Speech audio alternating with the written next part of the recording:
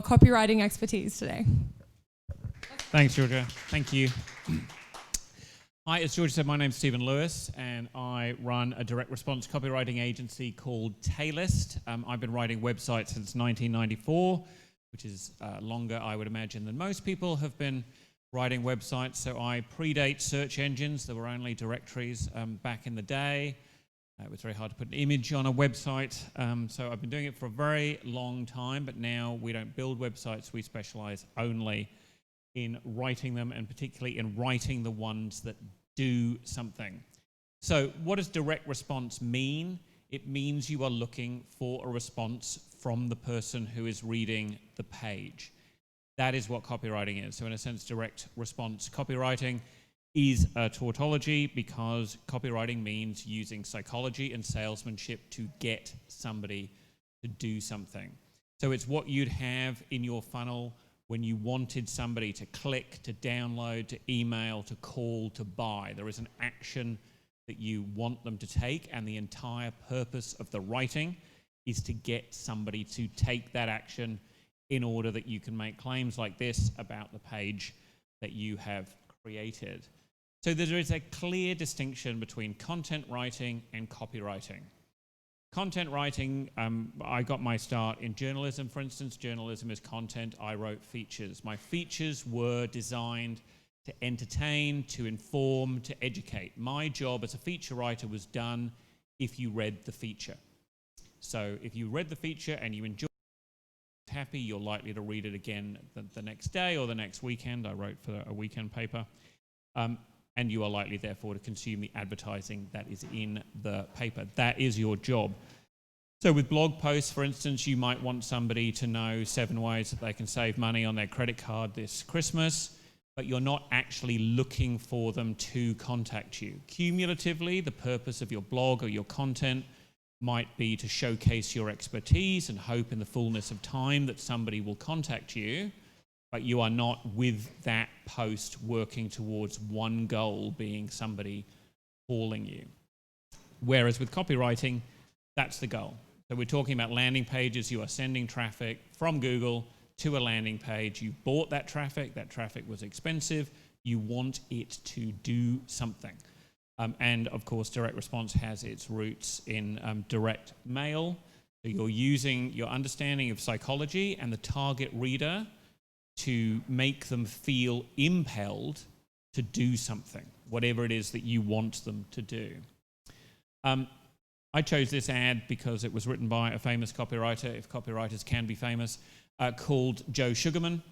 And Joe Sugarman's specialty was investing in products and then using his copywriting skills to sell his own products. So there was no middleman, there was no client. And blue blocker sunglasses, this is an ad from 1987. So that was before we were all staring at screens and thinking that blocking blue light was important in the way that we do now. Joe sold direct. So you would be reading a magazine, you would see this ad. Joe needed to make this ad interesting enough for you to read it, to follow it, and then to take an action at the end, which was, of course, to contact his company and buy the sunglasses. He sold 20 million units of the sunglasses through direct response advertising. But I'm putting the ad up because it drives me crazy when people sell courses on writing for the web as if there is something new and different about writing for the web. We have always been skimmers. We've always needed to break things down into subheadings, easy to read paragraphs, short sentences, make it engaging. Anything you learn about in a writing for the web course is something that copywriters have known for a long time. That's 1987. This is 1929. Easy, skimmable, short paragraphs, broken up into subheadings, pull quotes, directing you to the key offer. So there's nothing new in any of this. It's all exactly the same. It just happens on the internet in terms of a landing page. So I promised in the intro to this course, or the blurb about this course, that I would tell you where I think ad money gets wasted. Typically, I see it all the time. And I'm going to work you through a hypothetical scenario in which you open a restaurant.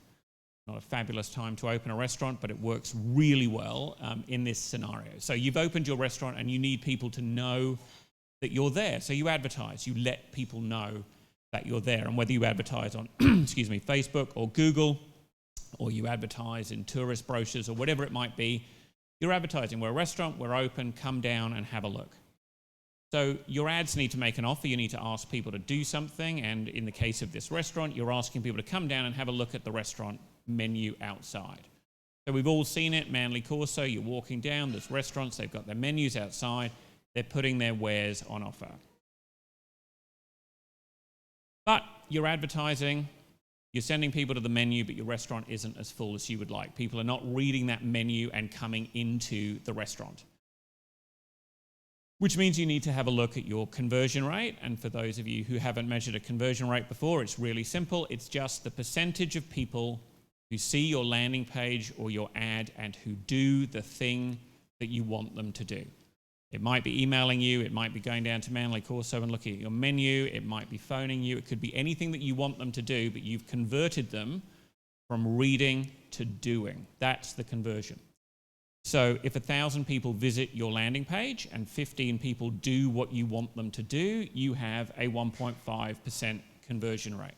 So you're looking at two measures, the number of people who click your ad and the number of people who take up your offer from your landing page. So you're not getting the conversion rate that you want. You've got two choices. You can increase your ad spend, or you can improve your landing page. You can improve the offer that you're putting in front of people to persuade them to do something. Ideally, you need to look at both of those things. You need to make sure that the right people are seeing your ad.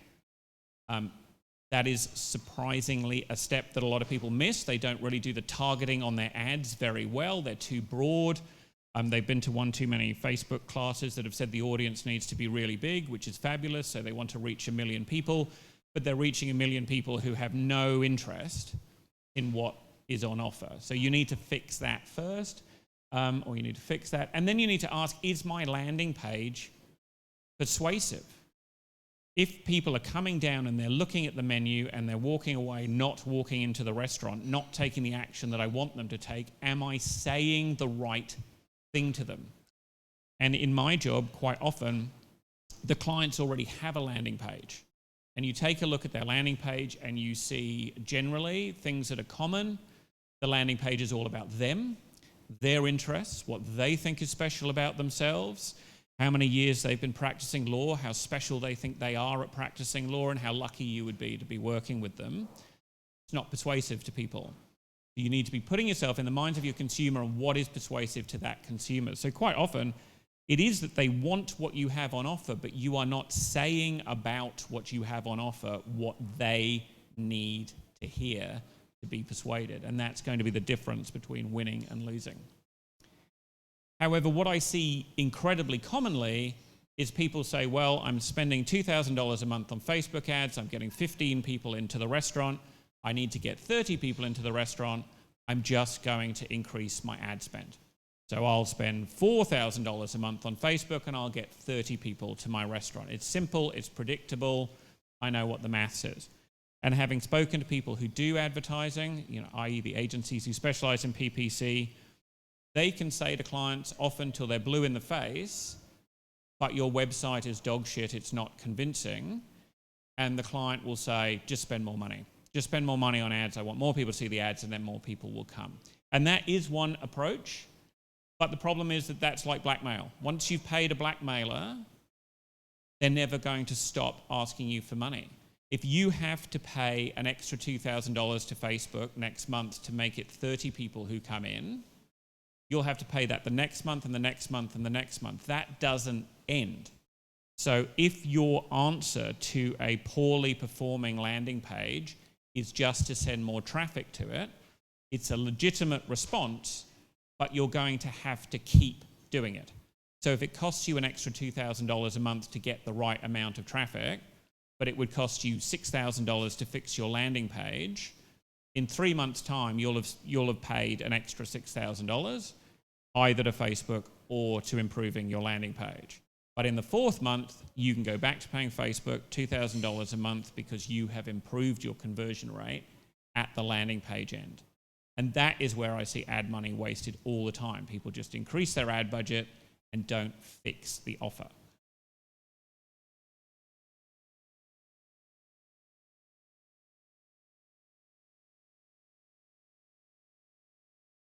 There's definitely, there's 100% value in retargeting, because the assumption that somebody's going to come and read everything and make their decision at that point and not get distracted is crazy. So I would always be sending people back to the ad or to another offer, depending on how they performed on the page. Yeah.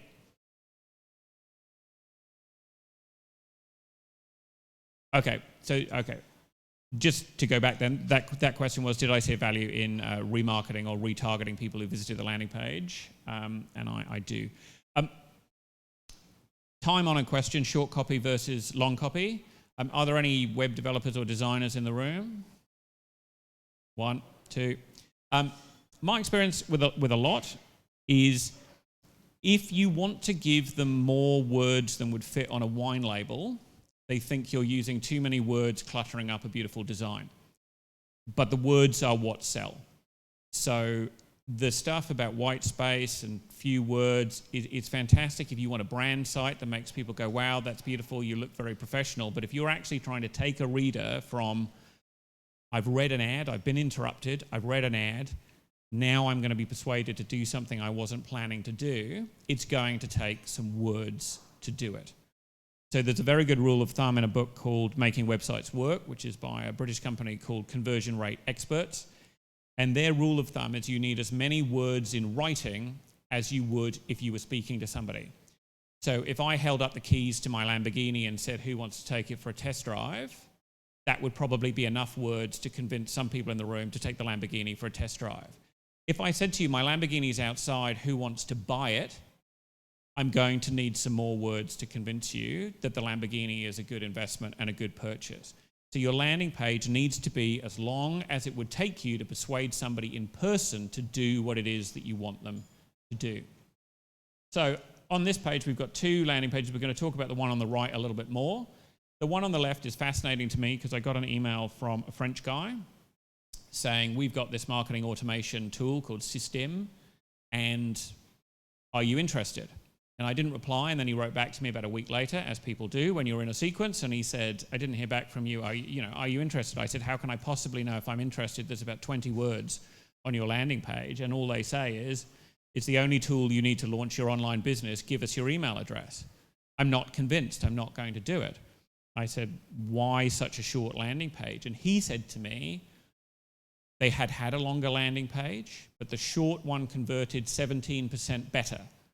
And the reason it converted better was because they operate through affiliates. So you've actually already consumed a lot of information about the product.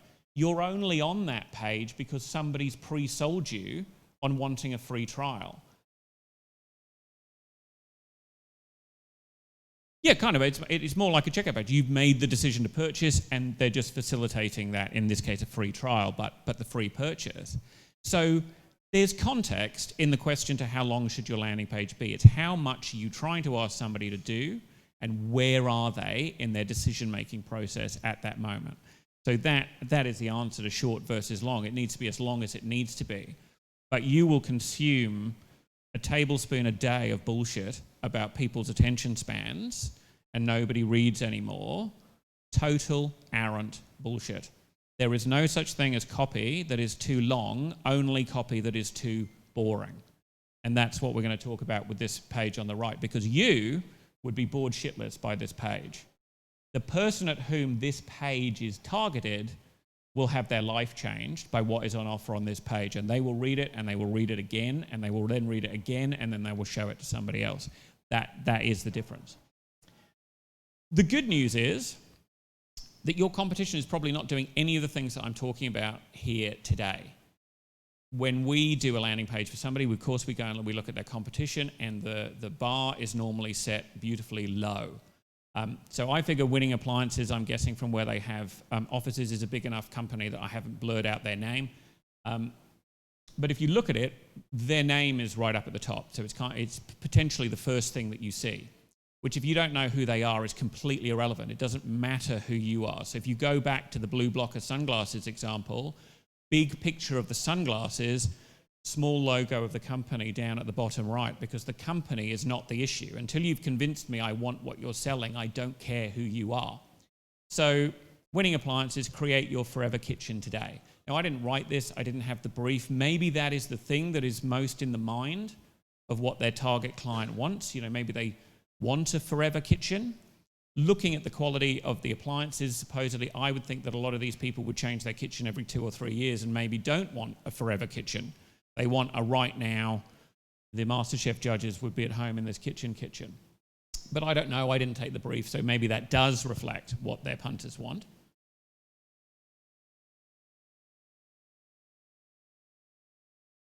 But take a look. Excuse me. Take a look at the copy. Winning appliances help you live your best life at home. Anybody got the foggiest idea what that means? It doesn't matter how much Oprah you've watched. I do not have a clue what living my best life at home means. We have the technologies to elevate, that's not even a word, to elevate your entertaining to a level where your culinary dreams come true. Maybe people have culinary dreams. I have a Thermomix. Discover state-of-the-art kitchen appliances across our range of world-leading and exclusive brands. It's bland, it's meaningless, it's not really selling me on why I would be coming to you for my forever kitchen. The bar is hanging low. Your competition is making vague offers. Now, these guys I have blurred out because they're a small company and they came to me for my advice, so we reviewed their landing page for them, the service that we offer. So, and I'm not here to embarrass anybody, but they had a landing page that led to, it was a lead magnet style landing page. We'll give you some interesting information, and then in return, we're going to try and persuade you to get in touch with us. Well, this is them trying to persuade you to get in touch with us. Click here to schedule a 30-minute, no obligation Zoom meeting with us. Why? For what? What will occur in this Zoom meeting? I'm going to imagine all of you are on LinkedIn, so all of you have been hit up 4 times in the last 24 hours by somebody who would just like to schedule a 15-minute chat with you. Because most of us have completely empty diaries, and we're looking for those 15-minute chats to fill in our social lives because we're bored and we're alone. So LinkedIn stranger for 15 minutes is a great idea. And in this case, 30-minute no obligation Zoom. Well, I've got 30 minutes coming out of my backside, so no problem whatsoever. Can we have 2 free no obligation Zoom meetings? So the offers are vague, the benefits aren't expressed. This is a landing page that we did write. We didn't design it, and design is incredibly important with copy. So you really need those 2 things working together. But in this case, we were not involved in the design. We simply did the copy. So I just want to go through a little bit of this with you. So it's your classroom. Shouldn't you make the rules? Now, you might be thinking, I don't care. That's like creating my forever kitchen. I've got no idea what you're talking about or why that's important. This target client is confused because they've got Udemy telling them they should be putting their online courses on Udemy. They've got Kajabi telling them that Kajabi is the answer, and Udemy and Kajabi are 2 different models. Or you can have your own WordPress website and you can be in charge of it. And they don't know what the correct answer is. So in a sense, this is a bit of an attack landing page. So everything on that page is really attacking the Kajabi and Udemy idea that you should just go to Kajabi and Udemy and we take care of all the hard stuff and you'll earn 6 figures a year in no time at all. What we're arguing is they make the rules and they can change the rules at any time. And some of them are going to clip the ticket on what you earn. So when you're earning 6 figures a year, they're going to want to take some. So there's a lot of social proof in there and there's a lot of talking to that point. It's very specific to that audience. So it may be of no interest to you. One of the worst things you can say to your copywriter is, I've showed the page to 10 people and they don't like it. So I had a guy, a property manager, say that to me once. I've shown your landing page to 10 people. They didn't like it. They wouldn't have read it. I said, oh, so they all own investment property. And he said, no, none of them owns an investment property. Why is that important?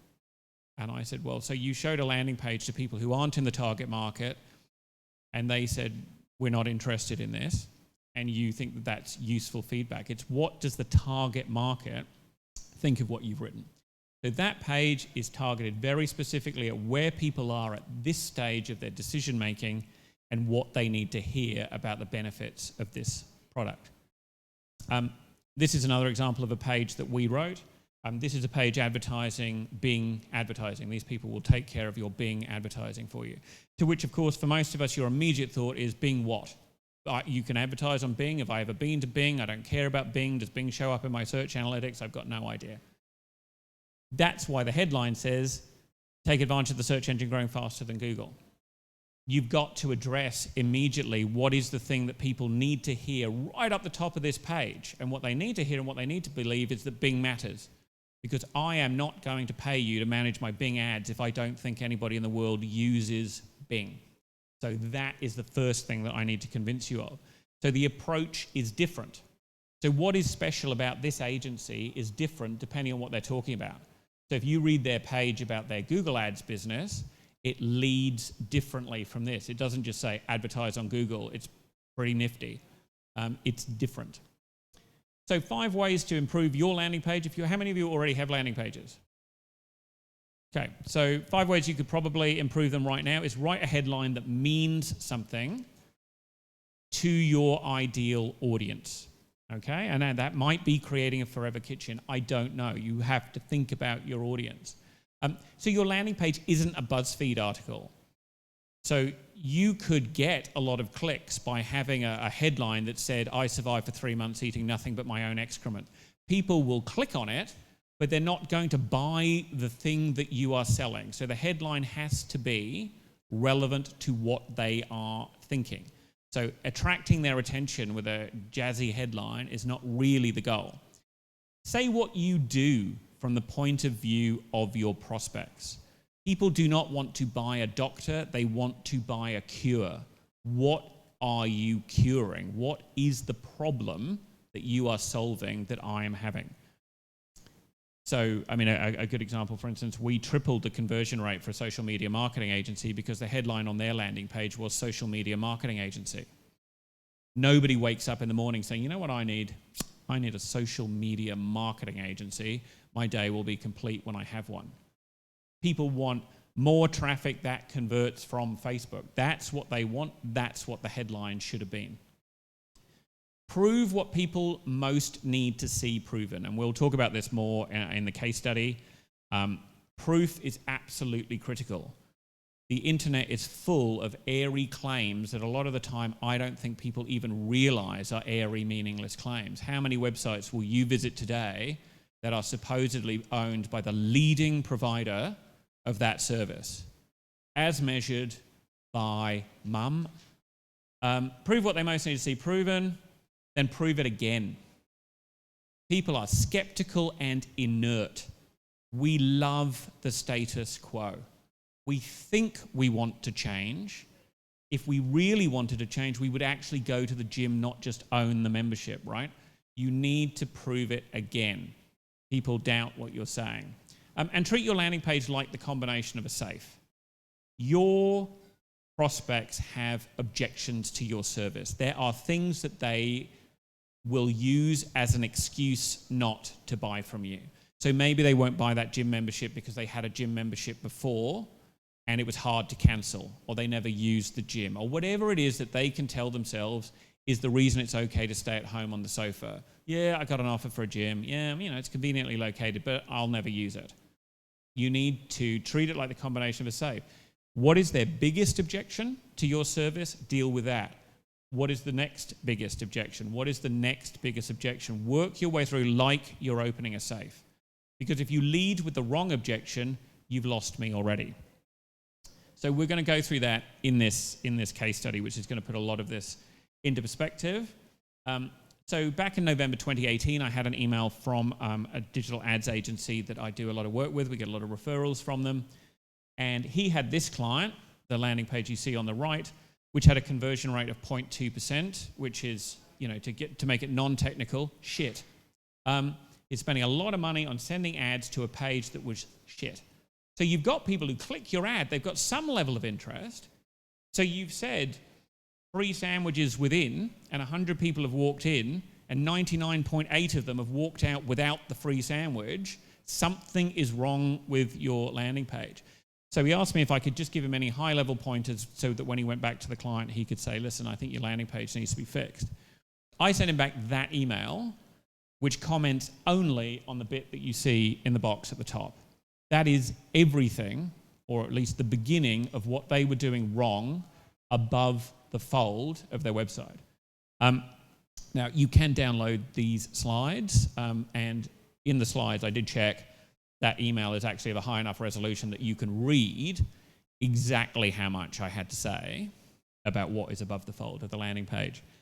And if I had a sixth tip, it would be think about what is above the fold of your landing page, because when we review people's landing pages, we might spend the first half an hour of a conversation only talking about what is above the fold. Because if you don't get above the fold right, no one's going any further. Everything else is the 10th page of Google. If you can't convince me above the fold that you've got what I want, I will never know. You could have nothing but pictures of your dog below the fold, because I'm never going to see it if you haven't interested me up at the top. So the doctor, it's a doctor's site, and we'll talk about that in a minute, agreed that we could get to work writing him a new landing page. The condition that he was talking about is a condition called hyperhidrosis. And hyperhidrosis is excessive sweating from the palms or the soles of the feet. And when we're talking about excessive sweating, I mean a hyperhidrosis sufferer might not be able to hold this microphone because it would slip out of their hands. These guys had patients who had broken their ankles because they were walking barefoot, and if you sweat that much from the soles of your feet, every floor is a wet floor because you're making it wet. It is an incredibly debilitating illness. You have to choose your wardrobe based on what's not going to show the sweat stains. You can't hold hands with a partner easily. There is a lot in this. We had to understand the sufferers, because what was absolutely fascinating is you see that page that they were going to and converting at 0.2%. My client is the only surgeon in the world who can do procedures both for your hands and your feet. One guy, him. And there are only a handful of people who can do individually the procedures. But so people have read an ad that says, do you have hyperhidrosis? Yes, I do. I've got hyperhidrosis. Would you like to know about a cure? Yes, I would. 99.8% of them said, yeah, not you. You're the only guy in the world who can do what you can do, and I don't give a shit. I'm backing away from your landing page, because your landing page was so bad at convincing somebody who is suffering that much to at least give him a call. It's all he's asking you to do on the landing page. He's not saying, sign on the dotted line and I'm going to be round with my chest crank and I'm going to open you up. He's just saying, give me a call. And people weren't giving him a call despite the fact he's got the cure. So you've got to understand why those people aren't calling him. And of course, because you're selling a surgery, you've got to work to understand the surgery. What is it? So we rewrote his page. So his original page, if you printed it out, was 6 pages of A4. Our page is 16 pages of A4. And I promise you, you would be bored shitless by it. But if you had hyperhidrosis and you've had it for 20 years, you are going to be very interested in everything this guy has to say on his landing page. So we had to think about, how do you structure that page? So like I've said, it's like a combination on a safe. What do you need to say first? What is the biggest objection? Well, the biggest objection these people had was, there's no cure for what I have. I've never heard of a cure. I've heard that there are barbarous treatments that you can give me. I've heard that I should be tipping talcum powder into my armpits or into my socks. None of that has worked for me, so why the hell should I believe you? But when you go to this page and you see the headline says, no more excessive sweating, you think, well, of course it's bloody going to say no more excessive sweating. That's what you're selling, so of course you're going to say that. But actually, it could have said it's affordable. If you already believed there was a cure for hyperhidrosis, your biggest objection might be, but I can't afford it. The surgery is too expensive for me, so I'm not going to read this landing page because I don't want to hear about this cure that I can't afford. You know, how many of you are reading the travel section right now to hear about all the fabulous places you can't go? You know, some people will, some people won't. Our guy's in Beverly Hills, so it could have been it's in LA. Maybe the biggest objection was it's too far to go. So we've written a landing page for a bariatric surgeon. People won't travel more than 30 kilometers to a bariatric surgeon. It's too far away. There's a bariatric surgeon closer who is equivalent. People fly in from around the world to see this guy, so the fact that he's in LA isn't important. But if he was doing bariatric surgery, the fact that he's in LA is critical. It's surgical. Well, you know it's surgery because I've told you it's surgery, so of course it would say at the top of the page that it's surgery. But actually, there are lots of offers of cures that don't work that aren't surgical. So the structure of opening the combination is, there's a cure. Oh, okay, well that's quite interesting because I wasn't sure about that, but prove it. So there's a lot of proof, even just above the fold, and when you download the slides, you can read bits of it and you can see, but at the top you've got more than 500 patients have been cured. But then you've got a long story of a woman who was cured. A really interesting story of a really interesting woman who's an actress, and she was cured. So you're now reading about somebody who's just like you, they suffered just like you, and now they don't. Okay. Now I know there's a cure. Now I'm kind of prepared to believe that it works.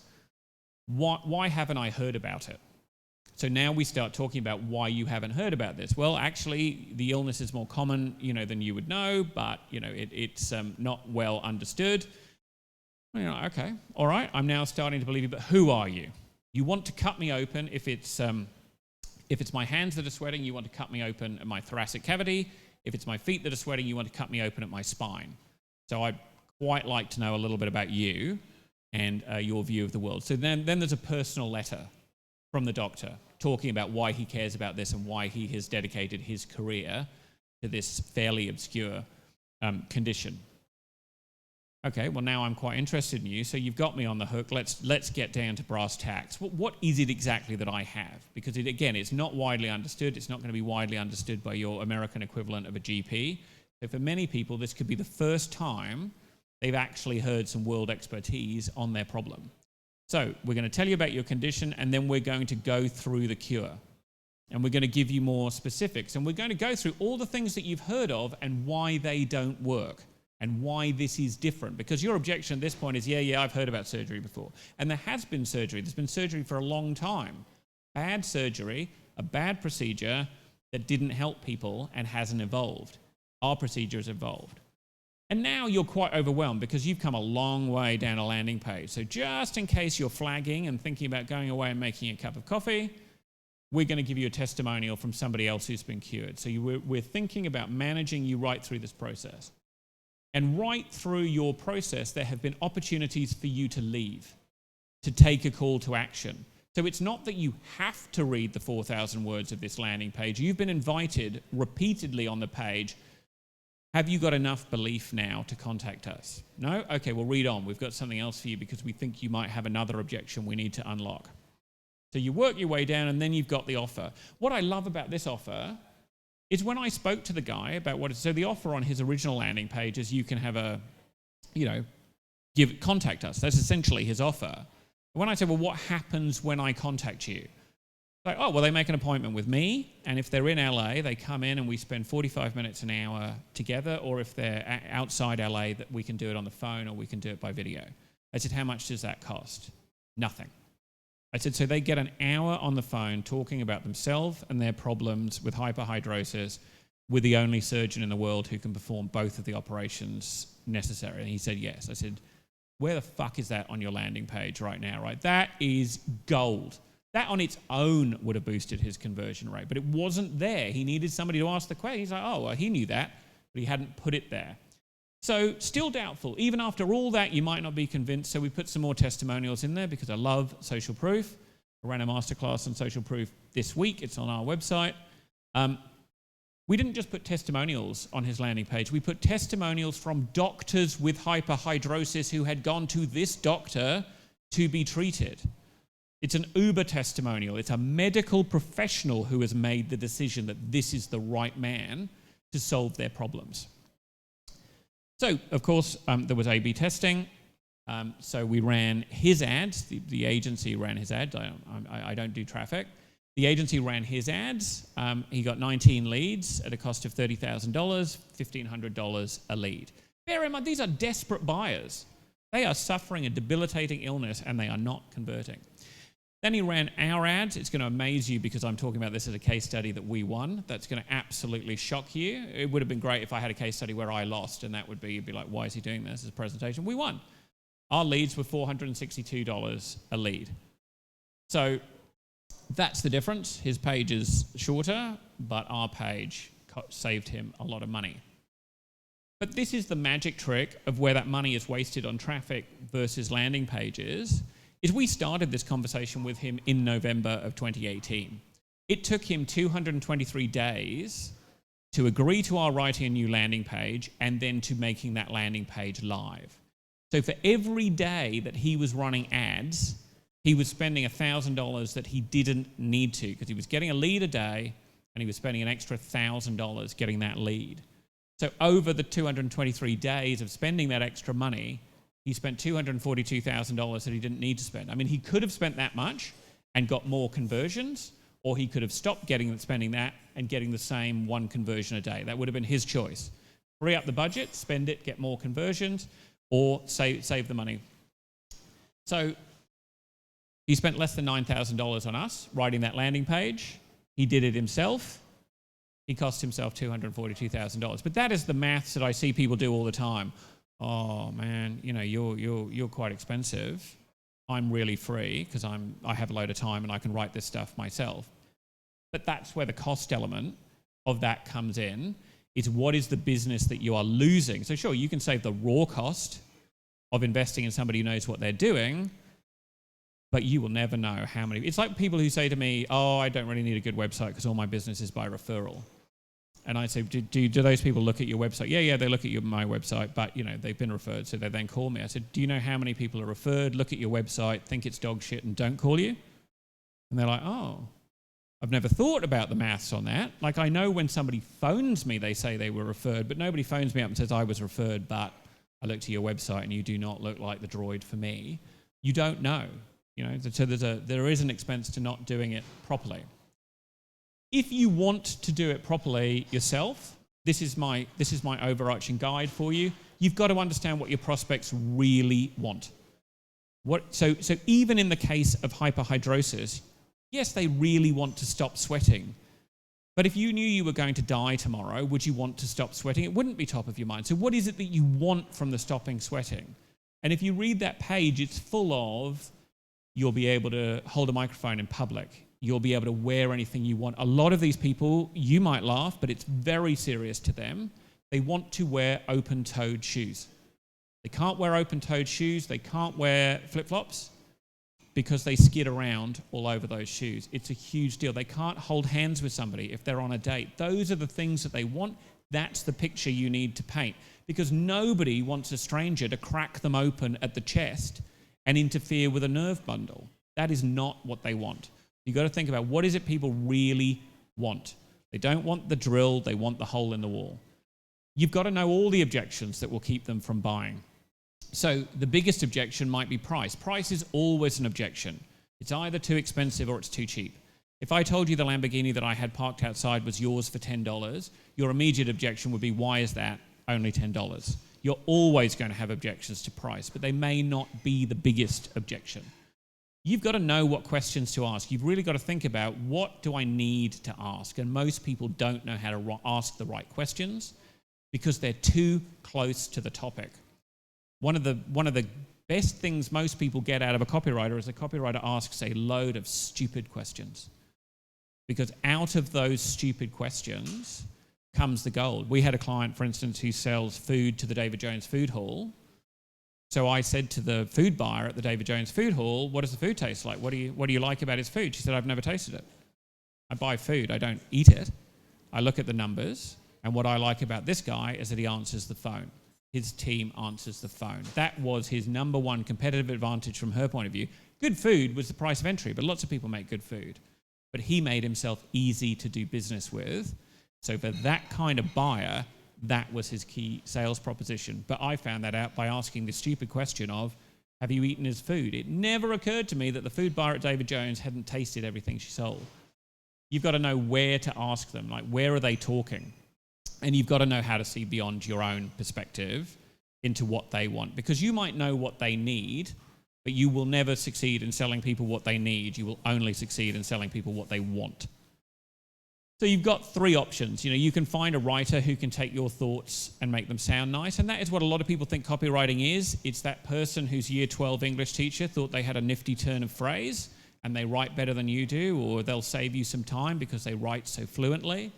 But you can it's one of the reasons we don't do editing. So people say to us, I've got some copy, can you edit it? And I say, but I don't know that it's not a turd. I can make it sound better, but it might be saying the wrong things. And I can't fix that if I don't do the research. And 90% of copywriting is the research. It's the asking the questions so you know what to say.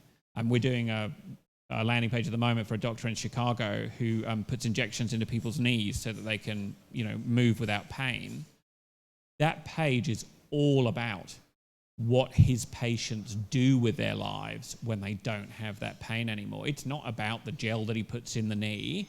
It's about walking around Disneyland with your grandkids, which is what these people can't do. Some of his patients haven't seen the upstairs of their house for 2 or 3 years because they can't get up there. That's what he's selling, not an injection in your knee. Or you can learn how to do it yourself. Strangely enough, I have a course that will teach you how to do it yourself. And the purpose of the course is to teach you how to ask the right questions so that you get the right information and you can structure it in the right way. So not everybody can afford to get somebody who knows how to do this properly. And therefore, my recommendation is always you make the investment in learning how to do it properly yourself.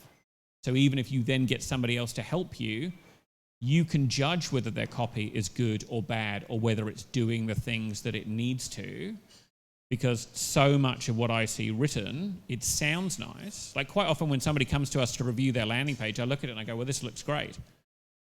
What am I going to say? And then you start reading it and you realize it's not saying any of the right things, or if it is saying the right thing, it's not proving that you can do it.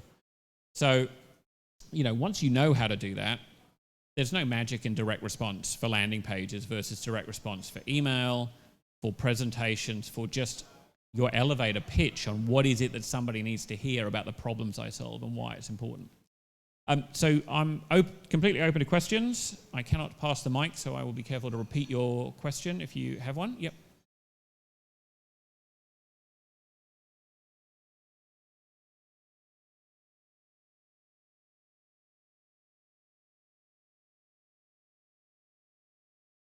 So the difference between a landing page and another page on your website is there are a number of sales page, squeeze page. The primary difference is it's a page on which you want somebody to take the action. So on an ordinary web page, you might want somebody to come and just get to know you and they look at some of your services and then they look at your About Us page and then maybe they contact you. A landing page is, I have sent you to this page to get you to perform an action.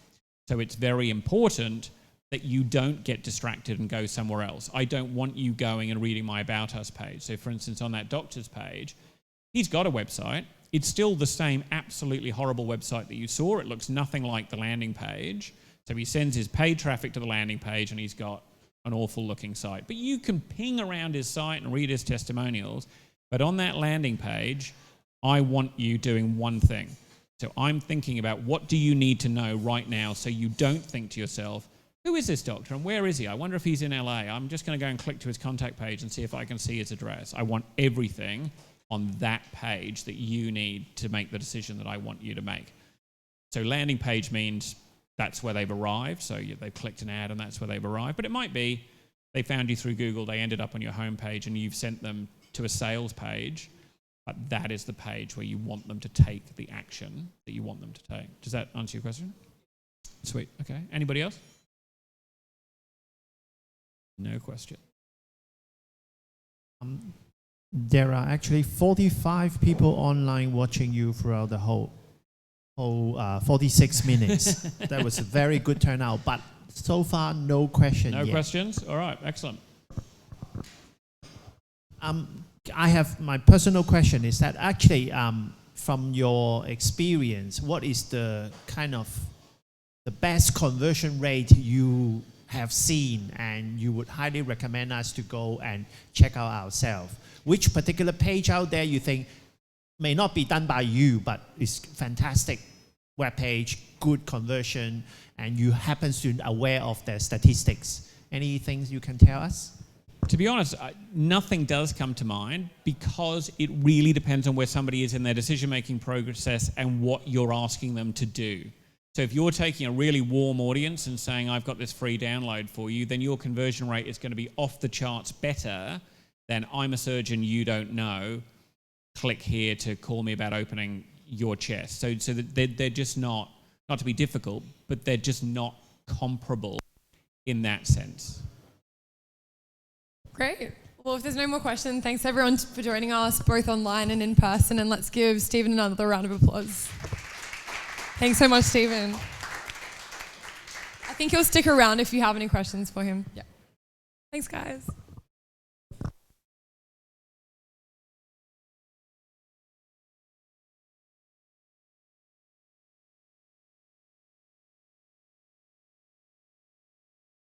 I'm always available to talk.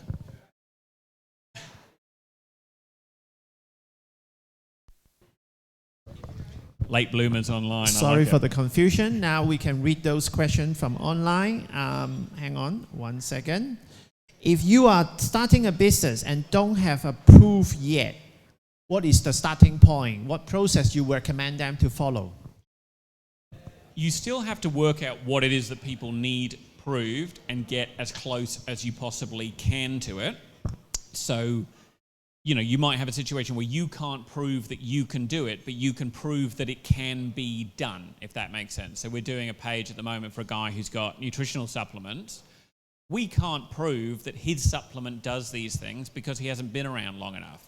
But we can use all the scientific studies that prove that the ingredients in his pill do what he says they can do. So you've got to look for the proof where you can find it, but then go back as soon as you've got it. Next question is from Richard. And how do you recommend to do an A/B testing with a landing page? Any pointer, any tools or template you recommend? There's a really good, you can get a WordPress plugin to do it. Google will do it for you. The received wisdom on A/B tests is that you should change only one small variable at a time, but then you have to think very closely about how much traffic you get, because if you don't get very much traffic to your site, to get a statistically meaningful result on your A/B test is going to take an incredibly long time. My view is if you don't get a lot of traffic, be bold. Have a bold A page and a bold B page that are very different from each other. See which one does best, and then start forming hypotheses about why one is performing better than another, and then keep refining from there. That's it, what we have from online. Only 2 questions. Thank you, Stephen. Thanks, everybody.